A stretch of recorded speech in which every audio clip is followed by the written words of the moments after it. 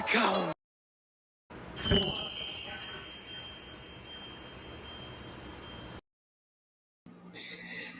Hey everyone, welcome to the Omniverse of Nick and the finale to What If Mercenary Tau Turned Good. Before we get started, be sure to check out the Omniverse's homepage, where our channel mascot Omni will direct you to the Discord, both Google Docs, and everything else the Omniverse has to offer, along with smashing the like button, subscribing to the Omniverse of Nick, sharing the Omniverse around, and turning on all Omniverse notifications, and commenting future requests and expectations in the comment section. With all that said, let's begin. So, we open up where we ended off last time. Goku and Jiren are in their encounter, and it goes exactly the same as it did in the anime. Until Goku goes for the Spirit Bomb. Gohan of this timeline and his developments up to Super Saiyan Blue, he gives his energy. Supreme Demon King Yamcha gives his energy. Upa, Broly, flickering in and out of rage. Super Saiyan 2 Tarble and Raditz are the main differences of who gives energy, which I always touch upon. And even though the Spirit Bomb is stronger, Jiren's might is far too great for Goku to be able to get it into a huge Spirit Bomb like I did in the Cell Jr. story to be having 3, or even get it into a Kamehameha. So, yeah, he's overtaken by it. Then Broly, for the first time, transforms into the legendary Super Saiyan. And Kenshi, along with several other warriors, are knocked out. Goku arises with UI Omen, and Top and Dispo are effortlessly thrown aside as Goku and Jiren begin their next battle. Goku runs out of energy, and Jiren is just about to blast him away. Dispo goes and he punches at a certain someone whose third eye finally falls out after multiple attacks, more than 3, to the back of his head. And Yamcha returns to just being ordinary Yamcha. Ordinary being a very nice word considering Yamcha in this tale. And that's going to have major ramifications. But Dispo's about to go for the finish. But then we see Broly go and get Top so much on the back foot that he transforms into his god state. But Jiren tries to one-shot him with a power impact. But this just serves to infuriate Broly so much, he transforms into full power Super Saiyan, or, true legendary Super Saiyan Broly. And with this incredible aura power up, and all of this happening within the span of so many seconds, not even, it's evident now. Broly versus Jiren is about to happen. And Jiren is forced into his full power state. Broly just keeps on growing with his gigantic roars and everything that he throws at Jiren. Jiren is forced to go and break his limits beyond his full power. And this serves as a massive, massive blow to all the other universes. Universe 2 is erased. Universe 4 is erased. Universe 3 forced onto its last legs with Anna Reza, or Ani Laza, and goes up into the sky with wings just to stay in the freaking tournament. Kefla is born to protect Universe 6, and Cyanel and Purina unlock their full potential and try to stake it out as long as they can for their fused might. And Broly and Jiren's battle is heating up more and more and more and more. But it's evident the two are very equal. This is a brutal battle. But Broly he just keeps on growing. He is unlocking more power. And at some point, the limits stop, but his power and experience, it's like, it's rage. But it's just so, it's it's focused, and yet it's not focused. And he just keeps on going. Jiren at some point realizes that even breaking his limits, this guy is a monster. And God Top knows that the only way that they're going to win this is by working together. So, God Top and Jiren, pulling in all the stops with his full power, breaking limits, team up together to stop Broly. Goku gets his energy back for a Super Saiyan Blue Kaioken. Raditz uses an artificial moon, throws it, and unlocks Super Saiyan Blue with the Grade 8 form, which has been shown to be used and just in general shown. So, this would be his ultimate trump card with training and experience and abilities. And this is a definite, like, this is must happen now sort of thing. Piccolo powers with everything he's got, but it's just Piccolo and a much later down the line Piccolo. So, yeah. But he's still freaking strong. Gohan powers into Super Saiyan Blue. Upa powers into Maximum Kaioken. Tarbell transforms past Super Saiyan 2. And Dispo's still in. And he knows that their team is going to win, and he's going to ensure it. So with this super maximum light speed mode, he is aiming to eliminate the other people that are left in the ring, which will give their team even more of an advantage to counter and destroy the 7th. Cyanel and Purina are fighting against Dispo. So while all of that's going on, Kefla fights against Aniraza, which has happened before in the manga, but this is a much different encounter, leading to both of them actually being equals. Kefla is about to use her finisher attack, the Gigantic Buster, but Raditz instantly goes for both of them, seeing this as a threat, especially fused Saiyans, and goes in, punches at Kefla, and just mouth beams her out of the ring. As for Aniraza, this fight would be even, as it's been done, shown, and exampled before, but Raditz would take the win, and Universe 3 is erased. Dispo, seeing as his plan and everything with trying to get everybody out and like help their team, clearly Universe 7 is on to this, and this is bad. Purina and Cyanel are going for the hit, but a special beam cannon goes through both of them, showing that Piccolo is on the edge too. And he tells everybody, if we're going to win this tournament, do it now!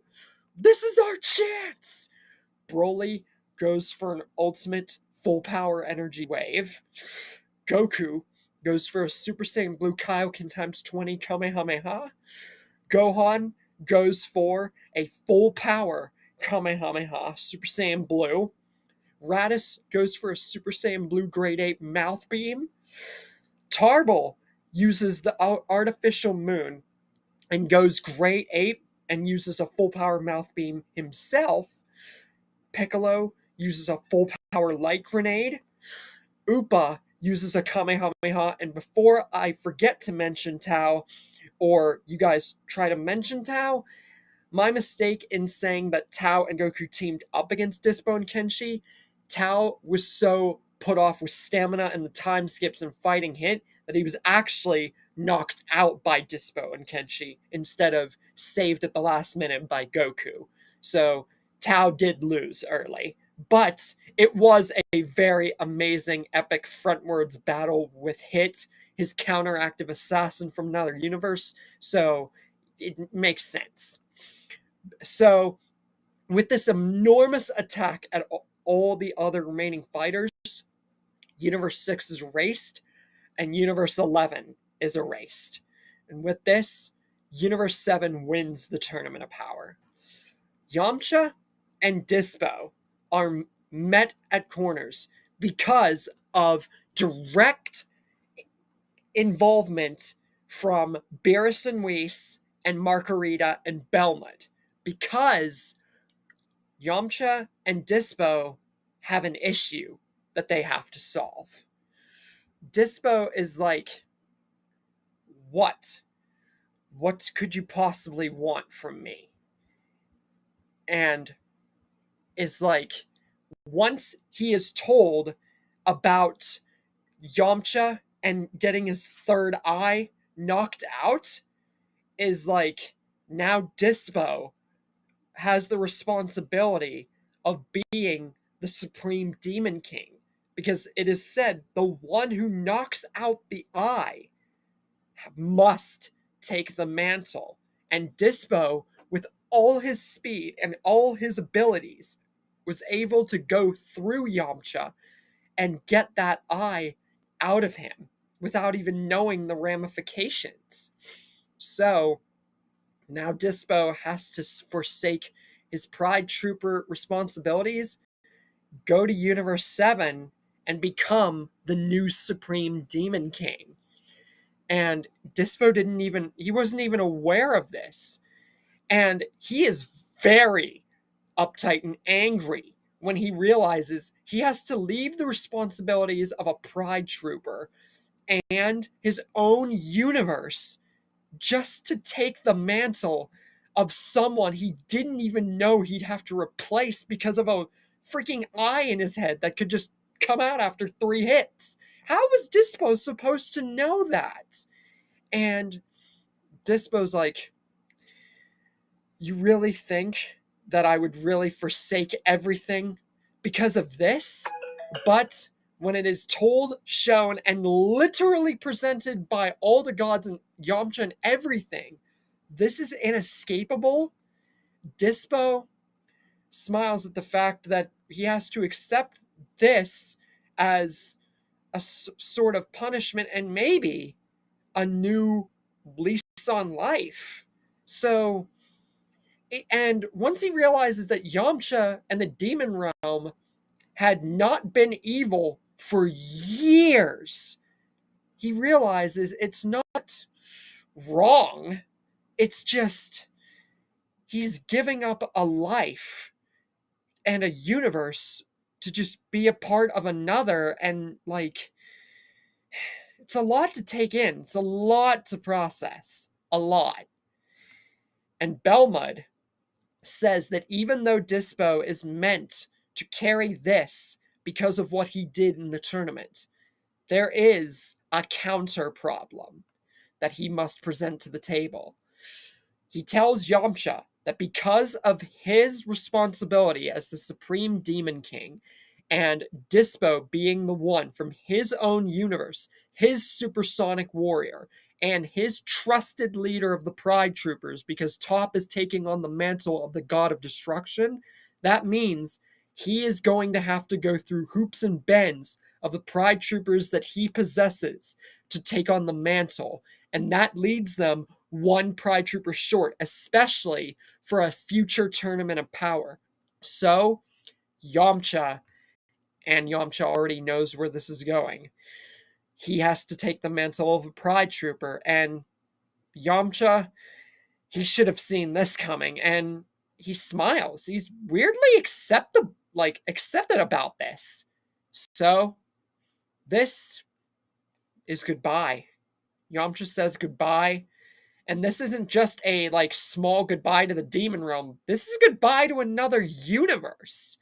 So Yamcha first says goodbye to Goku, the man who has meant the most to him in his entire life. And if it wasn't for him and Tao and everyone, he would have never become world champion and been the man that he is today. And it's Goku most of all that has shown him that you never give up and you keep pushing as long as you live to be the best that you can. So Yamcha, and Goku have a very, very good moment with each other as friends, and just it would be a very, very good moment for the two of them. Then Yamcha says goodbye to Krillin, one of his other dearest friends, and someone who's very sentimental seeing Yamcha go. Then Puar, his closest friend, his best friend. And this would be probably one of the saddest moments of all. Yamcha saying goodbye to Puar since he can't take Puar with him. And then Yamcha and Bulma say goodbye and traverse and reminisce through their whole past together and what future stories lie in store for both of them on their separate journeys in their universes, and how it could have been with them together and everything. So, with this, Yamcha grabs his baseball stuff and would either take it with him or leave it right in the middle of the ground which they all walk on currently as a final goodbye and token of appreciation for everybody. And Yamcha joins Universe 11 as Yamcha, the Wolf Pride Trooper, or the Supersonic Pride Trooper. Something like that. Something befitting Yamcha as a title for him for a Pride Trooper. And Dispo dons a purple cape and the third eye as the new Supreme Demon King and a permanent resident of Universe 7. And by the end of the tale, 3 faces that started this story come together as one final time.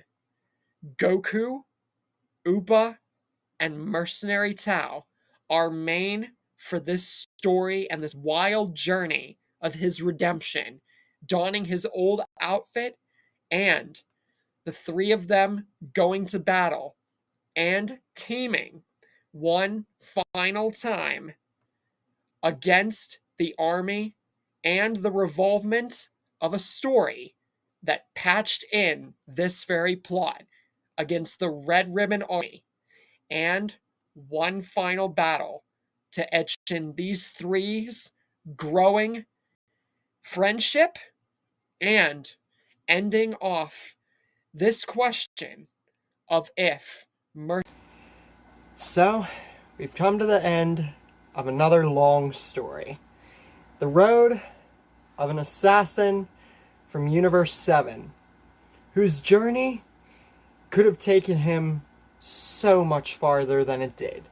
Besides what we already saw of him, then becoming a cyborg to just being a small, filler-arced character for very small scenes and never shown again.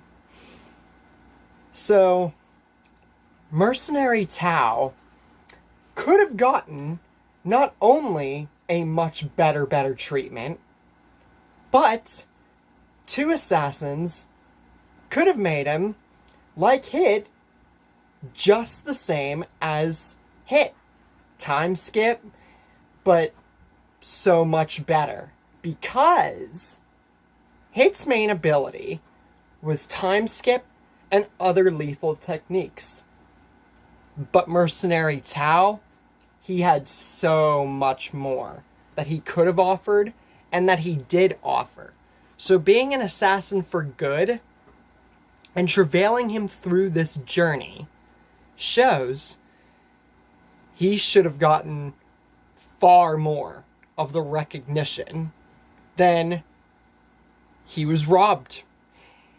Pretty much, overall statement here, Mercenary Tao, whether he turns cyborg or not and turn good, that would make it so he wasn't robbed. It would give him a chance and not only show what an OG Dragon Ball character could do with just a tiny bit of a change in the story, which would cause major ramifications later down the line.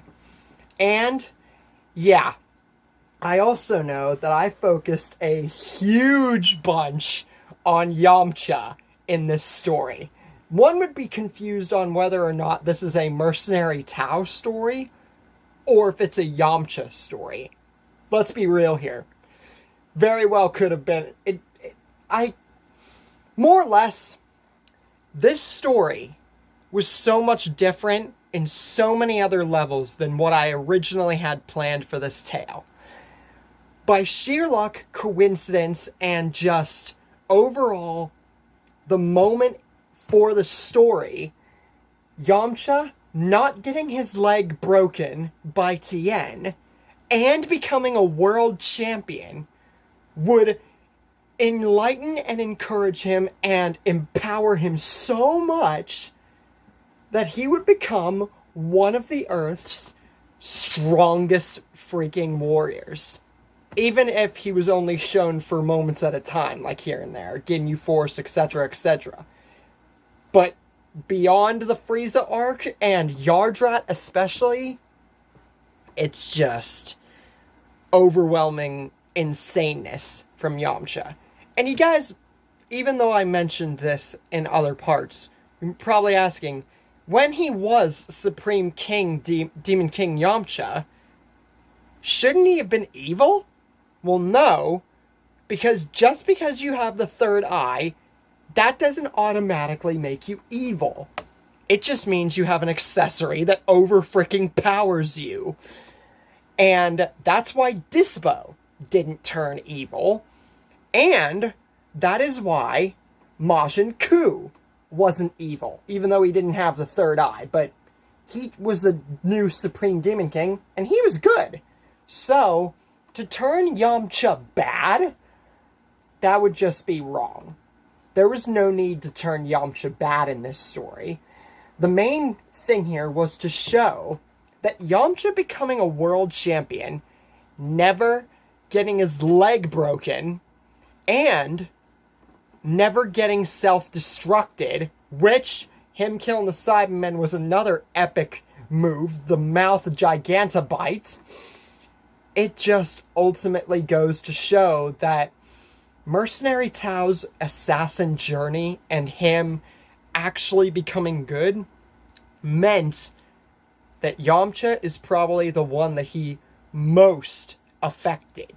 Besides Upa, which I introduced for the first time in this story, and actually made something of him. I could have done more with the friendship and bondness of Mercenary Tao and Upa, which is why the story closed with Mercenary Tao, Upa, and Goku the way that the story started.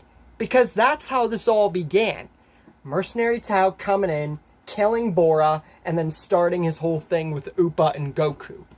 And that's what made Mercenary Tao's journey and trust for Upa fall in line because of resurrecting Bora and showing him and Upa and everybody else that he really can be trusted. I could have theoretically turned the whole prospect of Tao becoming an assassin for good on its hind legs and made him turn on the Z Fighters, but as I went on, it just really didn't seem like plausible. So I think that the journey overall speaks for itself. Time skip and Ultra Instinct for him especially. Like I said, he would become what Hit was shown to be, except pretty much better. Much better. Which is why him and Hit had two very good matches. And it would be, on paper, you would think that Tao and Hit would just one-shot him instantly. But given the chance, Tao could not only go on par with Hit, but equal and surpass him. And even steal his moves.